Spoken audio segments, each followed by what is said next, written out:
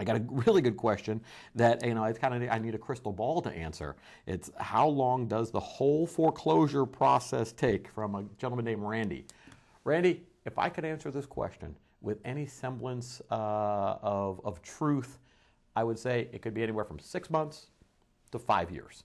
It could be anywhere from, heavily litigated to never being litigated, and the file gets touched once a year. I've seen it all, and just when you think it gets nuttier, or you've seen it all, something wackier, even further out there comes out, and you say, what in the heck happened here? I just read an opinion from, I think it was the Second Court of Appeal, the Florida Second DCA, where a woman had been fighting her foreclosure for 15 years, and the court actually ruled in her favor and said, yeah, this case has to be dismissed because procedurally the mortgage company screwed up again. It's been a comedy of errors.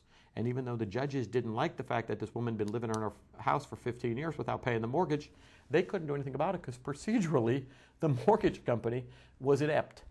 And I don't know if it was them, if it was their attorneys, but I'm really thinking that the attorneys could have done something to help their client and say, you got to get this right. But if you're not handing the attorneys anything to work with, they can't make magic out of nothing. They're just standing there with empty hands saying, guys, give me something to work with, something. And this woman just kept pursuing her legal rights, and she was right. And even though the state court judge was wrong, and the appellate judges looked at it and they said, well, we don't like the result, but justice demands that this mortgage or this mortgage foreclosure lawsuit be dismissed. And now the mortgage company is going to be scratching its heads how to get back in the game and really come after this house that she hasn't paid on in 15 years. I mean, their affidavits were wrong. Everything about what they did was wrong. And then they procedurally just dropped the ball. And it was, my reading, I thought it was great. I thought this opinion was absolutely fantastic. I didn't like the fact that the judges were critical of the mortgage company's ineptitude, saying that you could have done this different, you should have done it different, and you could have, won. I don't think that's their position. And here I'm going to get on my soapbox. I don't think the appellate judges should put that language in the opinion.